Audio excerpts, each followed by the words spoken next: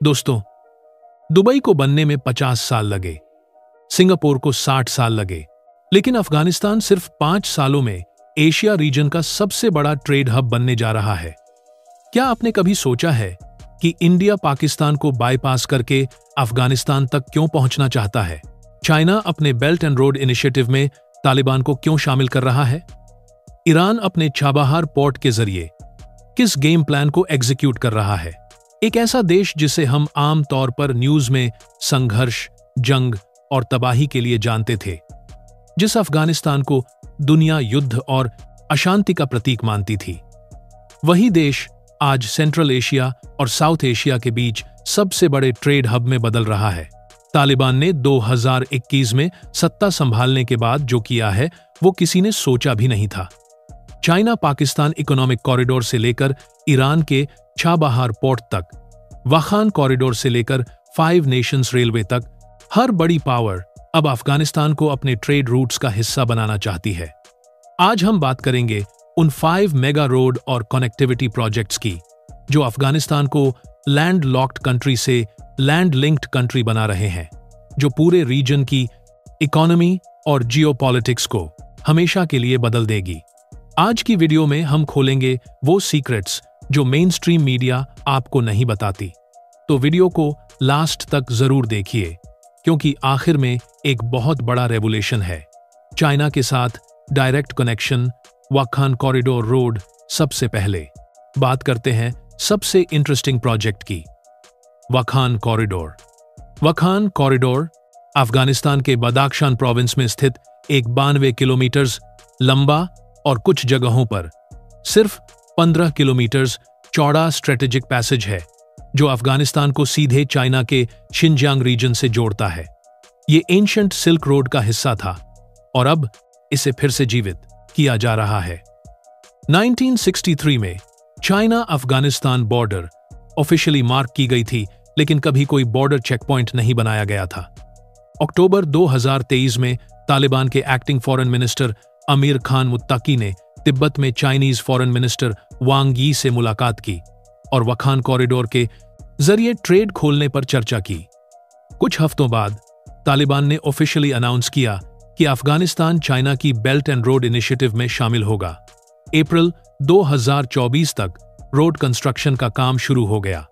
अगस्त 2024 में Chinese ambassador जाओ शिंग और तालिबान ऑफिशियल्स ने वाखान कॉरिडोर का दौरा किया और रोड वर्क का इंस्पेक्शन किया।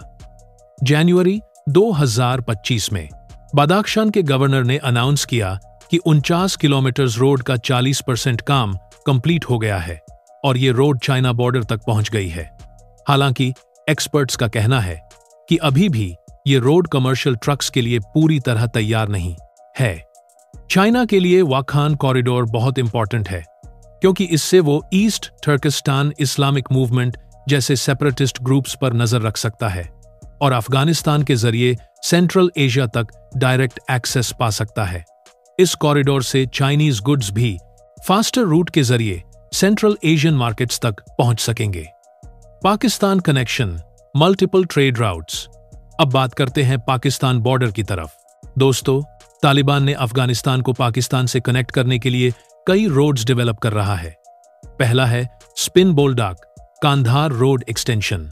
यह रोड कांधार से स्पिन बोल्डाक बॉर्डर क्रॉसिंग तक जाता है, जो डायरेक्ट पाकिस्तान से ट्रेड इनेबल करता है। दूसरा इंपॉर्टेंट रूट है टोरघुंडी हेरात कांधार स्पिन बोल्डाक कॉरिडोर। यह मल्टी कंट्री ट्रांजिट रूट है जो तुर्कमेनिस्तान से स्टार्ट होता है टोरघुंडी के थ्रू, फिर हेरात और कांधार से होकर स्पिन बोल्डाक तक पहुंचता है, जहां से पाकिस्तान कनेक्ट होता है। तीसरा मेजर प्रोजेक्ट है एशियन हाईवे 1, जो पेशावर जलालाबाद काबुल रूट फॉलो करता है। यह खैबर पास और टोरखम बॉर्डर क्रॉसिंग यूज करता है और अफगानिस्तान को साउथ एशिया और सेंट्रल एशिया दोनों से कनेक्ट करता है। तालिबान इस हाईवे को अपग्रेड कर रहा है ताकि इंटरनेशनल कार्गो मूवमेंट इजी हो सके। यह सभी रोड्स कंबाइंड अफगानिस्तान को पाकिस्तानी सीपोर्ट्स तक एक्सेस देते हैं, जो एक लैंडलॉक्ड कंट्री के लिए बहुत इंपॉर्टेंट है। Iran gateway, Delaram Zaranj highway. दोस्तों, अब आते हैं ईरान कनेक्शन पर। दिलाराम जरांज हाईवे अफगानिस्तान के लिए सबसे स्ट्रेटेजिक रोड्स में से एक है। यह 218 किलोमीटर लंबा रोड ओरिजिनली इंडिया ने बिल्ड किया था 2005 से 2009 के बीच। बीआरओ ने इस प्रोजेक्ट को 600 करोड़ की लागत से कंप्लीट किया था। यह रोड दिलाराम से जारांज तक जाता है जो ईरान बॉर्डर पर है। इस हाईवे का सबसे बड़ा फायदा यह है कि यह अफगानिस्तान को ईरान के चाबहार पोर्ट से कनेक्ट करता है। इसका मतलब अफगानिस्तान अपना इंटरनेशनल ट्रेड ईरान के पोर्ट से कर सकता है बिना पाकिस्तान पर डिपेंड किए। तालिबान इस रूट को मेंटेन और अपग्रेड कर रहा है क्योंकि यह उनके लिए बहुत वैल्यूएबल ट्रेड कॉरिडोर है। ईरान भी इंटरेस्टेड है इस रूट को डेवलप करने में क्योंकि यह उन्हें अफगानिस्तान और सेंट्रल एशिया तक एक्सेस देता है।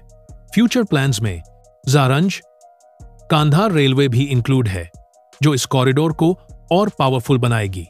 Kazakhstan gateway trans Afghan highway corridor. Kazakhstan जो कि सेंट्रल एशिया का सबसे बड़ा इकोनॉमी है, अब अफगानिस्तान के जरिए साउथ एशिया तक पहुंचना चाहता है। Trans Afghan highway corridor Kazakhstan के लिए नया ट्रेड गेटवे बन रहा है।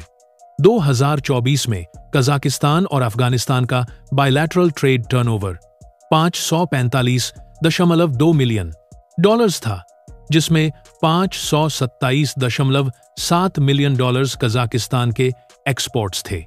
कजाकिस्तान अफगानिस्तान का सबसे बड़ा ट्रेडिंग पार्टनर है और ग्रेन और फ्लावर का सबसे बड़ा सप्लायर है। कजाकिस्तान ऑफिशियल्स के मुताबिक इस रूट पर प्रोजेक्टेड फ्रेट वॉल्यूम 35 से 40 मिलियन टन पर ईयर है। इसके अलावा टर्मेज नईबाबाद मैदान शहर लोगार कराची रेलवे लाइन, जिसे काबुल कॉरिडोर भी कहा जाता है, उस पर एक्टिव नेगोशिएशंस चल रही हैं। ये रेलवे लाइन उज्बेकिस्तान से शुरू होकर अफगानिस्तान होते हुए पाकिस्तान तक जाएगी।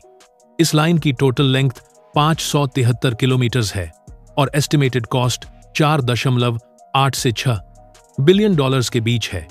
ये रेलवे लाइन सालाना 20 मिलियन टन फ्रेट कैपेसिटी रखेगी। ट्रांसपोर्ट कॉस्ट में 40% की कमी आएगी और ट्रांजिट टाइम में 5 दिन की बचत होगी। अक्टूबर 2025 में एक रिपोर्ट में बताया गया कि हेरात में ट्राइबल पीस अग्रीमेंट हुआ है, जो सेंट्रल एशियन कनेक्टिविटी प्रोजेक्ट्स के लिए बहुत अच्छी खबर है। तुरगुंडी हेरात कांधार स्पिन बोल्डाक रेलवे टिमुरी और अचकजाई टेरिटोरीज से गुजरती है। अब लोकल कम्युनिटीज ने कोऑपरेशन का वादा किया है, जिससे कंस्ट्रक्शन में रिस्क कम हो रहा है। उज्बेकिस्तान ट्रांस अफगान हाईवे पर काम कर रहा है और तुर्कमेनिस्तान अपना तुरगुंडी कनेक्शन डेवलप कर रहा है। सीपीईसी का अफगानिस्तान में विस्तार, चाइना पाकिस्तान इकोनॉमिक कॉरिडोर यानी सीपीईसी, जो कि चाइना की बेल्ट एंड रोड इनिशिएटिव का सबसे महत्वपूर्ण हिस्सा है, अब अफगानिस्तान तक विस्तारित हो रहा है। मई 2023 में इस्लामाबाद में एक ट्राइलैटरल मीटिंग में चाइना, पाकिस्तान और तालिबान ने इस बात पर सहमति जताई कि सीपीईसी को अफगानिस्तान तक बढ़ाया जाएगा। ये $60 बिलियन की इंफ्रास्ट्रक्चर प्रोजेक्ट्स की सीरीज है, जो पाकिस्तान को चाइना के शिनजांग प्रोविंस से जोड़ती है।